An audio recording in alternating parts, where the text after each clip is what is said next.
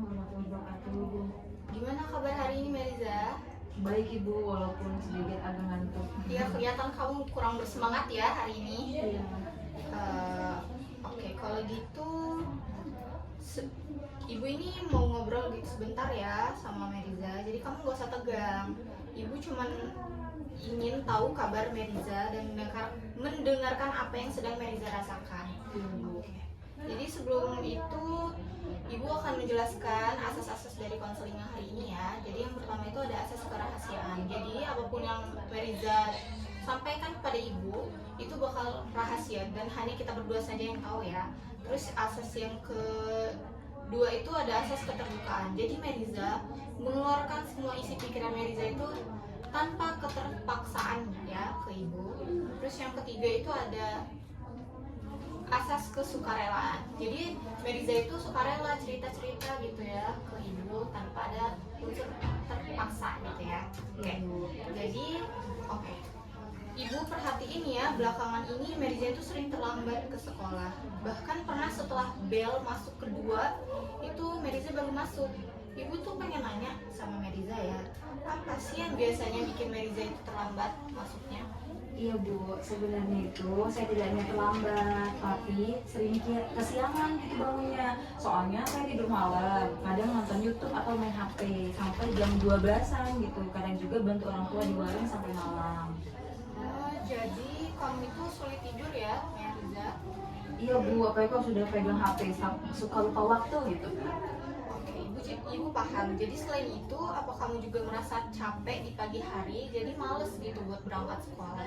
Iya Bu, kadang ketika bangun tidur kan masih ngantuk ya karena tidurnya nggak cukup. Jadi berangkatnya udahlah nyantai aja gitu. Pikirannya juga masih sempat gitu. Ternyata malah sampai sekolah itu terlambat. Gitu. Oke, benar. Berarti Meriza ini belum punya kebiasaan disiplin soal waktu ya? Benar Bu, saya tahu itu salah, tapi susah sekali gitu buat merubahnya. Jadi nggak apa-apa ya Meriza, yang penting kamu itu mau memperbaiki. Dan dalam Islam itu waktu itu sangat berharga ya. Seperti Allah itu pernah berfirman dalam Quran surat Al-Asr ayat 1-3 yang artinya itu kalau kita tidak memanfaatkan waktu dengan baik, kita termasuk orang-orang yang rugi. Disiplin waktu termasuk tanda keimanan dan tanggung jawab. Iya Ibu, saya juga sering dengar ayat itu kadang di pengajian. Jadi merasa malu sendiri gitu kalau sering telat. Jadi kamu datang tepat waktu. Jadi kalau kamu datang tepat waktu, belajar dengan sungguh-sungguh, itu juga bagian dari ibadah ya. Berarti disiplin juga itu termasuk ibadah ya Bu? Iya, benar banget itu Meriza. Orang yang menepati waktu menunjukkan bahwa ia menghargai amanah dan memiliki sikap taat kepada aturan. Rasulullah SAW adalah orang yang paling disiplin dan tepat waktu dalam segala hal, termasuk waktu sholat. Aku jadi ngerasa bersalah deh Bu. Soalnya selama ini aku sering menunda dan suka terlambat. Gak apa-apa Meriza, yang penting kamu sadar dan kamu itu mau memperbaiki. Allah itu maha pengampun dan menyukai orang yang berusaha memperbaiki diri. Jadi menurut kamu Meriza itu bisa ubah nggak sih supaya biar Meriza nggak terlambat lagi?